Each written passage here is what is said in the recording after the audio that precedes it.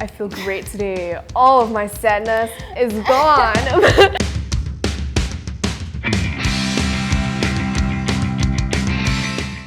Hi everyone, welcome back to another episode of the Youth Counsel. It's been a very long time, but we have finally returned. Today I'm here with my guest hosts. Hello. Do you all want to introduce yourself? Hi, I'm Cameron.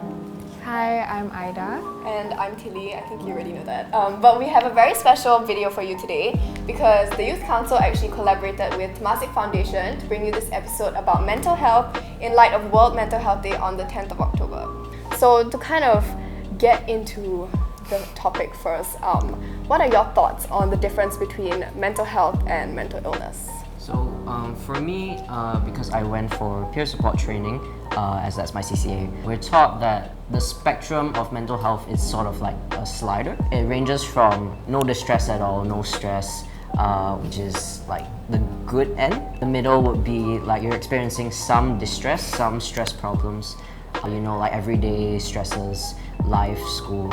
After experiencing distress to a certain degree for a certain amount of time, it may become chronic, and which is where it can develop into an illness. I think it definitely ranges from person to person, time period to time period. Definitely during submissions, more people will be towards like the higher range. Yes. So now we're actually going to pass it on to my friend John, who's going to hit the streets and ask random teenagers what they think about mental health in Singapore.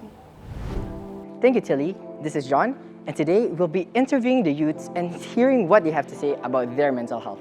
Let's go! So, as the youths of SG, what are the main contributors of your stress? I guess like schoolwork and like other commitments. And I think relationships, studies, and family. I think meeting like my own expectations. Yeah, definitely schoolwork, friendship, yeah, things like that. Academic stresses. I also believe like there are certain responsibilities in like an Asian family, so that those kind of responsibilities, right, will be hung on to me since I'm the eldest of my family. Can you tell us how do you cope with stress? So the way I cope with stress is what I like to do is to play games, to go for night rides, and just hang out with my friends. For me, I usually just talk it out to people around me. People I talk to will include like my best friends. So that one or two friends that I can really trust, I will talk to them more. Sometimes I'll talk to my mom about it because I can trust my mom and I can talk to her about everything. Actually, I talk to my friends, not family, because Not family. family are like quite backward thinking and they are still very stereotyped. So, let's say that somebody who is like in your friend group approach you.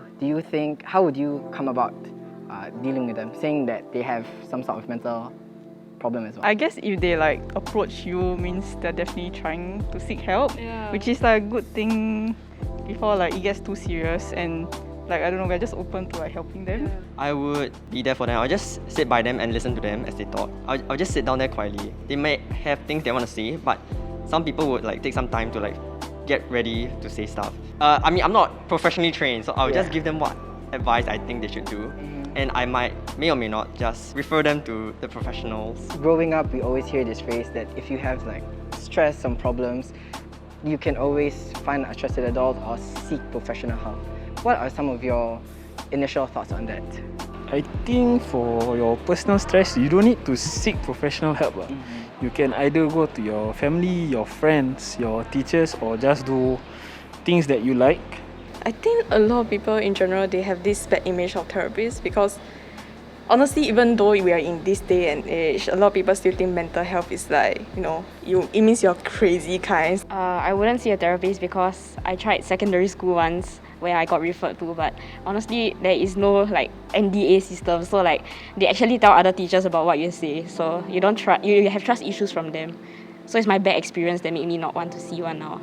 Being in a digital era, do you think that this type of digitalization impacts our mental health when it comes to youths? For youth, I do believe it does. Instagram has this effect where it can either boost your confidence or it will drop your confidence. When youths look at, let's say, a very pretty girl and they are a female themselves, they may or may not feel like oppressed by that, or they'll feel like, oh, I should be looking like her, but I'm unable to be able to, or I look very bad.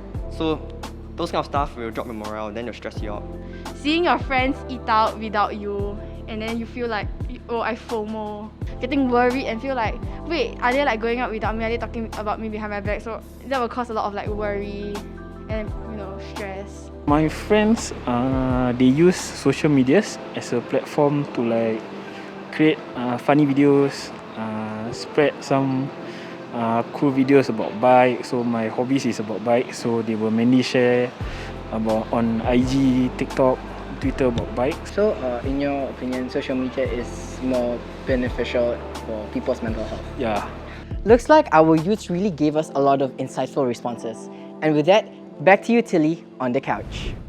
Thank you, John. So when we watched the Vox Pops, we actually noticed that one of the main contributors for stress among a lot of the teenagers that he interviewed was academics and responsibilities. So do you all agree with that? Is it the same for both of you? Yes. Nice. I think because, we're students, so it's a big part of our life. Yeah. Academics and, dealing with family relationships or friendship relationships. How do you usually cope with the stress that you feel sometimes?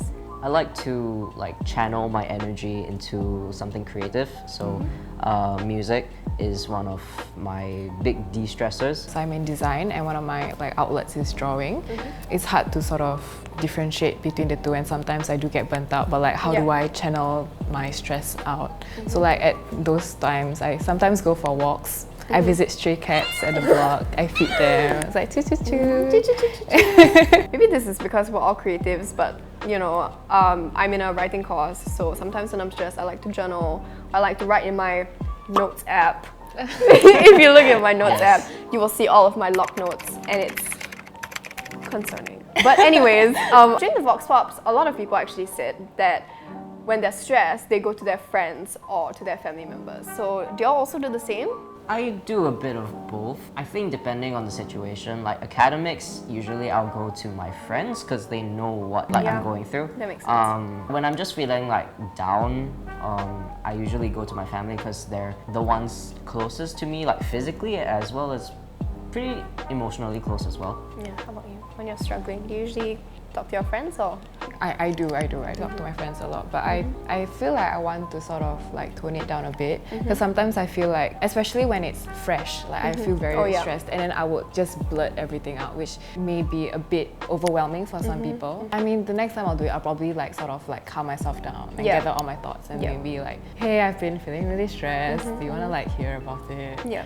Just to start it off. I think another point that was brought up during the Vox Pops was that some people are seeing counselors or seeing therapists. There tends to be this sort of stigma surrounding therapy and getting professional help. Do you think it's true or? Yeah, I think there's definitely some quite a bit of stigma surrounding mental health, especially with the older generations, parents and stuff. I've had friends where I've been I really think you should seek professional help.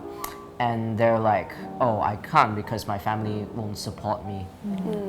So that's very common actually. Yeah. Usually what I like to do is, just peer support them in my own capacity. I don't try to push them to seek therapy or seek counseling because, if you're not prepared for it and you're just being forced to go, it's not healthy. So I think referrals need to take time. The person needs to be ready for it. And it needs to be, a consensual thing. So in the Vox Pop, someone mentioned that her experience with school counselors wasn't exactly the best, so that kind of prevented her from seeking professional help. Do you think we should encourage people to seek help in academic institutions instead of external ones like IMPH? I've only visited one counselor, which was in secondary school. It was during Chem O-levels, and I got really nervous, and then I was crying in the bathroom, and then I got a panic attack basically. I think because then I was very heightened. Right. So he was like, okay, listen to the small noises so you can calm down a bit. I wanna talk about the part where he was praying over you. It wasn't a licensed a counselor, but it was just a regular teacher. What's that called? Invigilator. Invigilator. Yeah. Invigilator. I was in the toilet and I was heaving, I was crying, I was sobbing, and then I think she was panicked also, which I understand. And then she started being what's your religion? I was like, I'm a Muslim. And she's like, okay, pray to God, pray to Allah, pray to Allah. I was panicking even more because I didn't know what to say. She's like, no, pray to Allah, pray to Allah. I started panicking even more. You got on your knees. And I think I spiraled because of that. Gosh. Well, I think there's definitely a big divide between like school teachers and school counselors. I don't think should be the case. I think there should be like a better bridge way, rather than just pushing it to the counselor, which may be very scary because you've never seen this person before and you're coming out to them with like all your emotions. I feel like in secondary school the limits of confidentiality are a bit iffy, and I think I wasn't ever told that my parents may be roped into this. I think you brought up a lot of good points. When we go for counselling, we have the expectation that no one else is going to know, and if other people were to come into it and interfere, it's definitely we will lose trust, right? We'll lose trust for the people. So definitely through all of the Vox Pops, we learned a lot about how teenagers in Singapore kind of perceive this whole idea of mental health. So now we're actually going to discuss some of the queries that we got through our telenym. Who wants to do the honors of picking out the question? Okay. So are friends good enough for therapists instead of seeking help from professionals? I have a lot of things to say about this. Strongly disagree. So peer support and therapists is a very different level and a different style, because therapists have like that objectivity because they don't personally know you. Yeah, so you can't offer the same support as a therapist, but that isn't to say that you can't offer support at all. Yeah, definitely. I am a strong advocate for abolishing all therapist friends. I'm sorry. I'm so sorry. Hashtag controversial. And obviously, I'm not saying like don't ever be there for your friend. The main basis of like friendships and relationships is being vulnerable with each other and supportive, like having a support system. So that's definitely important. But when it comes to a point where you're constantly carrying the burden of the people around you, then maybe you want to like consider setting some boundaries. You can just say, sorry, I don't have the emotional capacity to deal with this at the moment. Let's talk about it tomorrow. Or I'm here for you, but I won't be able to provide any advice because I'm not sure what to say. Therapist friends, bad. You can pick out the next question, Cameron. What could be some of the reasons as to why people are ashamed to reach out, even if they needed help? People might be afraid to reach out just because they're not used to talking about their problems. And I know older generations, oh my god, I keep saying older generations, like, okay, I hope no older generation person is offended. But definitely older generations, I don't think they talk about their problems as openly as we do. If you grow up in that culture where your parents tell you like, oh, just suck it up, you definitely will feel ashamed to reach out, and I think that's where like the stigma comes in. So how do you find motivation when you have a negative mindset? So I guess when you're in a very trying position or state, like mental state, how do you kind of pull yourself out of that? I'm still trying. Yeah, I think it's definitely something quite a lot of people struggle with. Yeah, I think it's good to have like something to look forward to. Oh yeah, because then it will motivate you to start your day. I said this before, but I know all the stray cats in my area, so cute. And then like once I'm done my work, okay, I'm gonna see the cats. Oh my god! And then I just go down with my little treat. That's so cute. Yeah. In a way, that's your like reward. Yeah. Right. Exactly. Yeah, it's so like I think having a like healthy reward system definitely helps. For me, it's definitely a journey, and it's a process of kind of pulling myself out of it. I don't just wake up one day and I'm like, I feel great today. All of my sadness is gone. It's definitely a process that you slowly have to start incorporating positive habits into your lifestyles. In a school-based setting, are schools doing enough for the students and staff's mental health? I like how they included staff in there. So they may give suggestions as to like, oh, every teacher should know like basic how to support your students, right? But not all schools may take that up, and I think that's definitely a problem that needs to be addressed more. I think there's also a lot of pressure put on teachers. Speaking of like secondary school, there are like 40 students, and as a teacher, your words are very like prominent, impactful in your students' life. So like, I would think that like once a teachers advise something to their students, and then they go home thinking like, did my words trigger them, or like stuff like that. Because I'm like a student, I'm not sure like what are the efforts put into for the staff's mental health. But I do think that there's a lot of pressure put into like the staff to ensure like 40, 20 students are like well and okay. Yeah, the staff are always, like the teachers, the lecturers, they're always asking how the students are, but who's ever asking how they are? Exactly. No one. Yeah, that's the thing. That brings up like a new conversation about whether we are just trying to destigmatize it among the younger generation, or whether we're really just trying to target this whole mindset of like being more accepting to like different mental health issues. Our angle at how we deal with mental health issues as a society is very like basic. Yeah. Like it's always reliant on the individual to get help, but not necessarily like, you know, as a society, what are we doing to help? That's true. Yeah. Closing statements. Closing statements.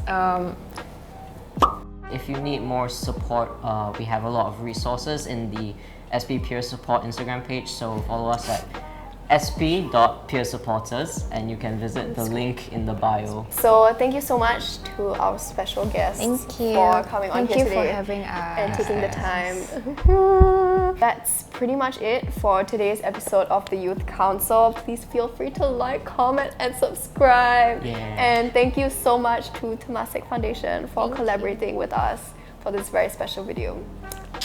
Okay. Bye!